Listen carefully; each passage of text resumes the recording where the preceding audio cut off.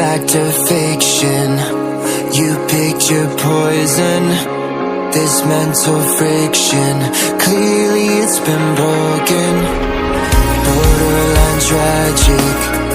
You're so dramatic. It's automatic. You turn it on like magic. What would it take to make you feel better again? What would it take to make you feel better again? What would it take to make you feel better again? Better again. I wanna know what you know. Let it go. Tell me your control. Hello guys, welcome back to my YouTube channel Assam Vlog. মই আজি আপোনালোকক নগাঁও জিলাৰ ঢিঙত থকা জৱাহৰ নৱোদয় বিদ্যালয়ৰ কিছু দৃশ্যাংশ দেখাব বিচাৰিছোঁ। যেহেতু জৱাহৰ নৱোদয় বিদ্যালয় ভাৰতৰ যি মানৱ সম্পদ আৰু বিকাশ মন্ত্ৰালয় বিভাগ আছে সেই বিভাগৰ দ্বাৰা পৰিচালিত। আপোনালোকক সমগ্ৰ পৰিৱেশটো দেখাই দিছোঁ।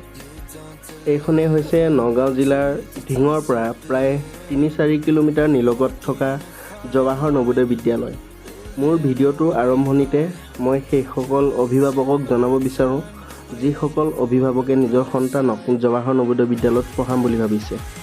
যিহেতু জৱাহৰ নৱোদয় বিদ্যালয় হৈছে এখন আৱাসিক বিদ্যালয় যি ভাৰত চৰকাৰৰ শিক্ষা মন্ত্ৰালয়ৰ অধীনত পৰিচালিত হয় আৰু এই বিদ্যালয়খন ভাৰতীয় শিক্ষা বোৰ্ড অৰ্থাৎ CBSEৰ পাঠ্যক্ৰম অনুসৰণ কৰে আৰু এই বিদ্যালয়খনত 6ষ্ঠ শ্ৰেণীৰ পৰা দ্বাদশ শ্ৰেণীলৈ মেধাৱী ছাত্ৰ ছাত্ৰীৰ বাবে বিনামূলীয়া শিক্ষা প্ৰদান কৰা হয়। আৰু ভাৰতৰ প্ৰতিখন ৰাজ্য প্ৰতিখন কেন্দ্ৰীয় শাসিত অঞ্চলৰ প্ৰতিখন জিলাতেই একোখনকৈ জৱাহৰ নৱোদয় বিদ্যালয় আছে আৰু প্ৰতিখনৰ বাবে সকলো নিয়ম একেই হয়। বন্ধুসকল, এইটো হৈছে গাৰ্লছ হোষ্টেল। যিহেতু নৱোদয় বুলি ক'লে হোষ্টেল 4 ধৰণৰ থাকে: উদয়গিৰি হাউচ, আৰাৱলী হাউচ, শিৱালিক আৰু নীলগিৰি। আৰু এই গাৰ্লছ হোষ্টেলৰ সন্মুখতে আছে তো ভোজনালয়। চাওক, ইয়ালৈ মই 2009 চনতে অহা। তেতিয়া গছ গছনি নাছিলে কাৰণ স্কুলখন 2006 চনতে স্থাপিত হৈছিল। আৰু ইয়াত এটা নিয়ম আছে, বেলেগ JNV-বিলাকত সেই নিয়মটো মই দেখা নাই। যেতিয়া ভোজনালয়ত প্ৰৱেশ কৰা হয় বা ডাইনিং ৰুমত প্ৰৱেশ কৰিলে ইয়াত চেণ্ডেল বা জোতা খুলি থৈ যাব লাগে। বৰ্তমান দুৰ্গা পূজাৰ কাৰণে বিদ্যালয় বন্ধ আছে। মই নৱোদয় ফালৰ পৰা HDFI খেলিব গৈছিলোঁ আৰু এখন বিদ্যালয়ৰ পৰাও মানে JNV ঢিঙৰ পৰাও সেই সময়ত বহুত ছাত্ৰ ছাত্ৰীয়ে HDFI চিলেকশ্যন হৈছিল। যেনে যদি নাম লওঁ তেনেহ'লে সুমিত, অৰবিন্দ, জুবিন মুখতিয়াৰ, উপমান্যু, কংকনা তামুলী, নিপনা শীল, ইহঁতবোৰ এখন স্কুলৰে আছিলে। আপোনালোক কোনোবাই যদি এই বিদ্যালয়খনলৈ আহে তেন্তে আপোনালোকে লক্ষ্য কৰিব যে এই ৰাস্তাৰ দুয়োকাষে থকা যি জোপোহা ওখ গছবোৰে বিদ্যালয়খনৰ সৌন্দৰ্য বহুত বেছি বঢ়াই তুলিছে আৰু লগতে বিদ্যালয়খনৰ যি পৰিষ্কাৰ পৰিচ্ছন্নতা সঁচাকৈ লেখত ল'বলগীয়া। মই অভিভাৱকসকলক এটা কথা জনাব বিচাৰোঁ, যদি আপোনালোকে আপোনাৰ সন্তানক এনেকুৱা এটা পৰিৱেশত পঢ়াব বিচাৰে তেনেহ'লে আপোনালোকে জুন জুলাই মাহত যিহেতু অনলাইন হয় আৰু সেই অনলাইন কৰিব লাগিব। ক্লাছ 6ৰ পৰা যিহেতু 12লৈকে ইয়াত পঢ়াৰ সুবিধা আছে। সেই অনলাইন কৰাৰ পিছত জানুৱাৰী ফেব্ৰুৱাৰী মাহত নৱোদয় বাছনি পৰীক্ষা হয় আৰু সেই বাছনি পৰীক্ষাত যদি পাছ হয় তেনেহ'লে নৱোদয় বিদ্যালয়ত পঢ়াৰ সুবিধা পাব। আৰু এটা কথা কওঁ যে যিটো বয়সত এটা শিশুৱে মাক দেউতাকৰ মৰমৰ আলাসত ডাঙৰ দীঘল হয়, সেই সময়ত যদি সেই শিশুটো নৱোদয় বিদ্যালয়ৰ বাছনি পৰীক্ষাত চিলেক্ট হয় তেতিয়াহ'লে সেই শিশুটোৱে প্ৰায় ক্লাছ 6ৰ পৰা নিজৰ দায়িত্ব ল'ব পৰা হৈ পৰে। যিহেতু ইয়াত আহিলে হোষ্টেলত থাকিব লাগিব। বিদ্যালয়খন হৈছে এখন আৱাসিক বিদ্যালয় আৰু হোষ্টেলত থকা মানে নিজৰ কাপোৰ নিজে ধোৱা, নিজৰ দায়িত্ব নিজে লোৱা। অৰ্থাৎ এটা শিশুৱে কম সময় বয়সতে নিজৰ দায়িত্ব ল'ব পৰা হয় আৰু সেই শিশুটোক ভৱিষ্যতলৈ এই বিদ্যালয় কৰ্তৃপক্ষই সমাজৰ দায়িত্ব ল'ব পৰাকৈ এজন সুনাগৰিক বনাব বিচাৰে। আৰু সেইমতে হৈও মই ভাবোঁ আপোনালোকে আপোনাৰ সন্তানক এনেকুৱা ধৰণৰ এটা সুন্দৰ পৰিৱেশত পঢ়াবলৈ চেষ্টা কৰক। আৰু যদি এণ্ট্ৰেঞ্চ এক্সামত পাছ কৰিব পাৰে তেনেহ'লে ইয়াত পঢ়িবলৈ সুবিধা পাব। চাওক, তো মোৰ পিছফালে হৈছে ডাইনিং ৰুম। বৰ্তমান দুৰ্গা পূজাৰ বাবে বিদ্যালয়ৰ সকলোখিনি বন্ধ হোৱাৰ বাবে আপোনালোকক মই দেখাব নোৱাৰিম ভিতৰত গৈ। তথাপিও বাহিৰে বাহিৰে যিখিনি পাৰিছোঁ আপোনালোকক দেখাইছোঁ, আপোনালোকে চাই লওক। এইটো হৈছে ডাইনিং ৰুম পিছফালৰ পৰিৱেশটো। বৰ্তমান সকলো ছুটিত গ'ল, ঘৰলৈ গ'ল দুৰ্গা পূজাৰ কাৰণে। হয়তো আৰু কেইদিনমানৰ পিছত স্কুল খুলিব পাৰে। এইটো ডাইনিং ৰুম। এইটো হৈছে এই জৱাহৰ নৱোদয় বিদ্যালয়ৰ ধিঙৰ বইজ হোষ্টেল। চাওক, এইটো হৈছে কোৱাৰ্টাৰ। ইয়াত টিচাৰ থাকে আৰু ইফালে টোটেল 4টা হোষ্টেল থাকে। যিহেতু হোষ্টেলটোৰ দৰ্জা খোলা আৰু মই ভিতৰতো দেখাব চেষ্টা কৰিম। এইটো হৈছে উদয়গিৰি হাউচ। ভিতৰৰ পৰিৱেশটো চাওক, পৰিৱেশটো এনেকুৱা। বিচনাবিলাক পকা হয় আৰু ইয়াত এই 4খন বিচনা মিলি এটা কম্পাৰ্টমেণ্ট হৈছে। টোটেল ইয়াত 12টা কম্পাৰ্টমেণ্ট আছে। এইটো উদয়গিৰি হাউচ। বৰ্তমান দুৰ্গা পূজাৰ কাৰণে সকলো ঘৰলৈ গ'ল, স্কুল বন্ধ। সেইকাৰণে আপোনালোকক যি পাৰিছোঁ দেখাইছোঁ। উদয়গিৰি হাউচ আৰু পিছফালে লগতে লেট্ৰিন বাথৰুম এডজাষ্ট আছে। পৰিৱেশটো কলেজ যোৱা ঠিকেই হয়।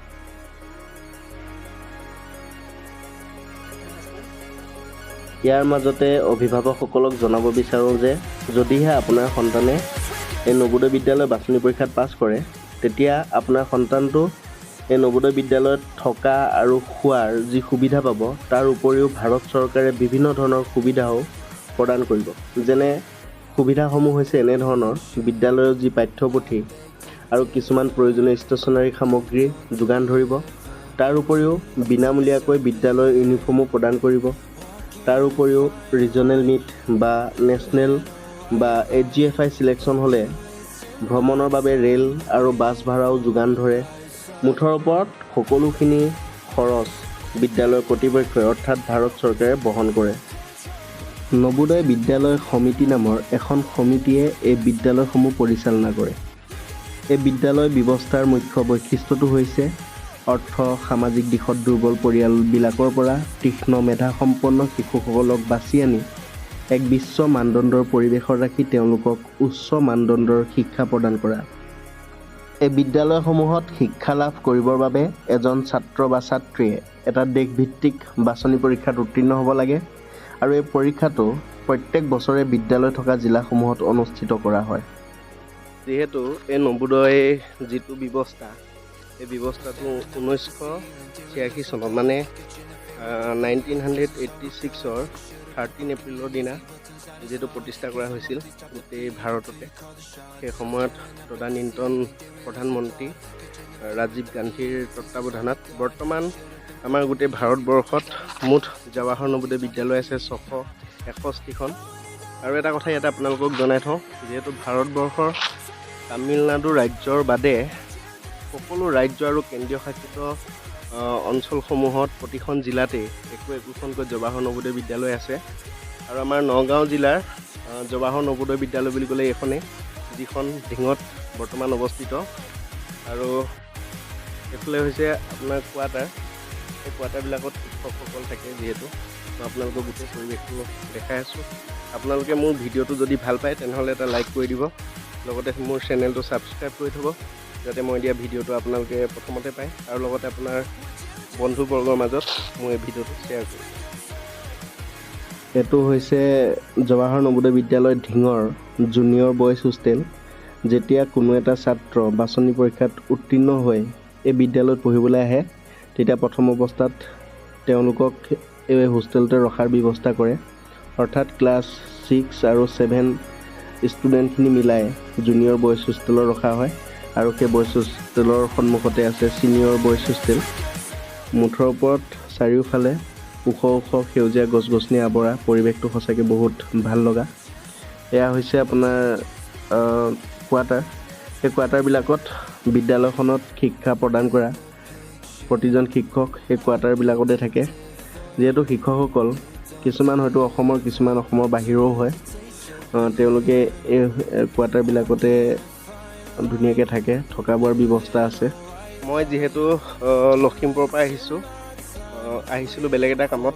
যিহেতু মই 2009 চনত ৰিজনেল মিট খেলিবৰ কাৰণে এই JNVখনলৈ আহিছিলোঁ, সেইকাৰণে ভাবিলোঁ এবাৰ চাই যাওঁ আৰু লগতে আপোনালোককো দেখাওঁ নৱোদয়খনৰ যি পৰিৱেশ। সঁচাকৈ ক'ব গ'লে আমাৰ শ্বিলং ৰিজনৰ ভিতৰত যদি কোনো বিদ্যালয়ক মই ধুনীয়া পৰিৱেশৰ লগত যদি তুলনা কৰি চাওঁ তেনেহ'লে JNV ধিঙো কোনো কাৰণত কম নহয়। যিহেতু মই আপোনালোকক বৰ্তমানৰ সময়লৈকে JNV লখিমপুৰ দেখালোঁ, যিহেতু JNV শোণিতপুৰ দেখালোঁ, আৰু এতিয়া মই আপোনালোকক দেখাই আছোঁ JNV ধিং। তেনেহ'লে আপোনালোকে কওকচোন এই তিনিখন বিদ্যালয়ৰ ভিতৰত কোনখন বিদ্যালয় আপোনালোকৰ বেছি ভাল লাগিল? যিহেতু পৰিৱেশৰ ওপৰত যদি মই কওঁ JNV ধিংখনো বহুত ভাল হয় মোৰ ফালৰ পৰা চাব গ'লে, সেইটো বহুত ধুনীয়া চাওক। আৰু JNV শোণিতপুৰো কোনো গুণে কম নহয়। আমাৰ শ্বিলং ৰিজনৰ ভিতৰত যদি মই পৰিৱেশৰ ওপৰত ভিত্তি কৰি কোনখন বিদ্যালয় ভাল বুলি ক'ব বিচাৰোঁ তেনেহ'লে মই JNV ধিঙকে ক'ম, যিহেতু JNV ধিংখন বহুত ধুনীয়া হয়। আৰু আপোনালোকক পৰৱৰ্তী সময়ত মই বেলেগ ডিষ্ট্ৰিক্টৰ যি JNV দেখাবলৈ চেষ্টা কৰিম। যদি মোৰ চেনেলটো আপোনালোকে ভাল পাই আছে বৰ্তমানলৈকে তেনেহ'লে এটা লাইক কৰি দিব ভিডিঅ'টোত, আৰু লগতে মোৰ চেনেলটো ছাবস্ক্ৰাইব কৰি থ'ব যাতে মই দিয়া ভিডিঅ'বিলাক আপোনালোকে পায়। তেনেহ'লে অলপ একাডেমিক ব্লগটো দেখাই আছোঁ। এয়া হৈছে বিদ্যালয়খনৰ একাডেমিক ব্লগ। ইয়াতে সকলো ধৰণৰ ক্লাছ কৰাৰ উপৰিও বিদ্যালয়খনৰ কিছুমান সাংস্কৃতিক অনুষ্ঠানো ইয়াতে আয়োজন কৰা হয়। এতিয়া আপোনালোকে চাই আছে বিদ্যালয়খনৰ যি একাডেমিক ব্লক আছে, একাডেমিক ব্লকৰ ভিতৰৰ পৰিৱেশ। আপোনালোকে একাডেমিক ব্লকত প্ৰৱেশ কৰাৰ লগে লগে দুয়োকাষে দুটা মিউজিয়াম দেখা পাব, আৰু এই মিউজিয়ামত বিভিন্ন ধৰণৰ বঁটা, তাৰ উপৰিও বিভিন্ন ধৰণৰ প্ৰয়োজনীয় বস্তু ইয়াত সংৰক্ষণ কৰি থোৱা আপোনালোকে দেখা পাব। যিসকল অভিভাৱকে নিজৰ সন্তানক এই সুন্দৰ পৰিৱেশত পঢ়াম বুলি পৰিকল্পনা কৰিছে তেনেধৰণৰ অভিভাৱকসকলক মই আৰু এটা কথা জনাই থ'ব বিচাৰোঁ। জৱাহৰ নৱোদয় বিদ্যালয়সমূহৰ আন এক উল্লেখযোগ্য বৈশিষ্ট্য হৈছে ক্লাছ 9ত এবছৰীয়া শিক্ষাৰ্থীৰ বদলীকৰণ, যাক আমি মাইগ্ৰেশ্যন বুলি কওঁ। আৰু এই যোজনাৰ অধীনত একোখন বিদ্যালয়ৰ ক্লাছ 9ৰ 30% ছাত্ৰ ছাত্ৰীক ভাৰতৰ বেলেগ এক অংশৰ অন্য এখন বিদ্যালয়লৈ এবছৰৰ বাবে পঠোৱা হয়। আৰু এই বদলি কৰোঁতে ভাষাৰ কথা লক্ষ্য ৰখা হয়। কোনো এক নিৰ্দিষ্ট ভাষিক অঞ্চলৰ ছাত্ৰ ছাত্ৰীক এক সম্পূৰ্ণ বেলেগ ভাষিক অঞ্চললৈ পঠোৱা হয়। আৰু এই প্ৰক্ৰিয়াৰ মূল লক্ষ্য হ'ল ৰাষ্ট্ৰীয় একতাৰ মজবুতীকৰণ আৰু ছাত্ৰ ছাত্ৰীৰ মানসিক পৰিসৰৰ বিস্তাৰ ঘটোৱা।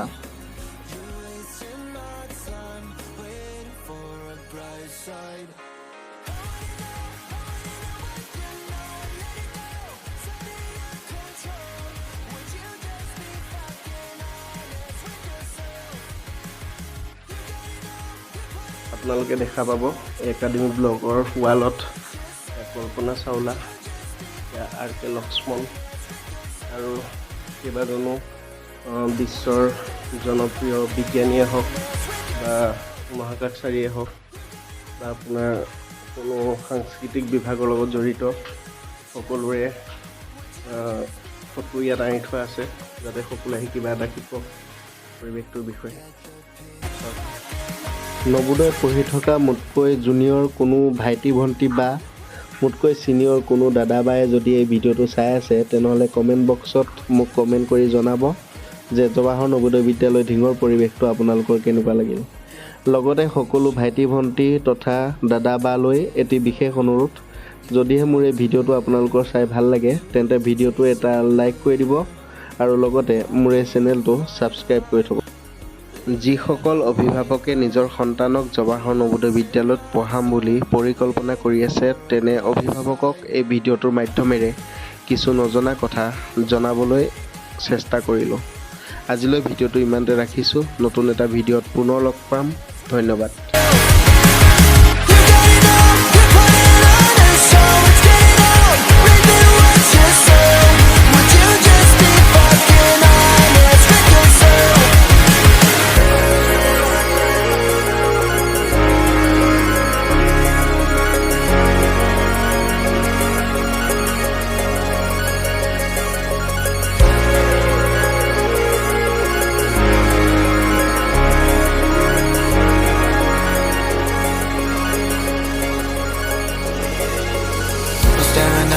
ceiling? Did we lose the blood? Could you interfere with the feelings? Is this all we got? It should have been fucking easy, well turns out it's not. Can someone please stop the bleeding till you call the shots? So staring up at the ceiling, did we lose the plot? Could you interfere with the feelings? Is this all we got? It should have been fucking easy, well turns out it's not. Can someone please stop the bleeding?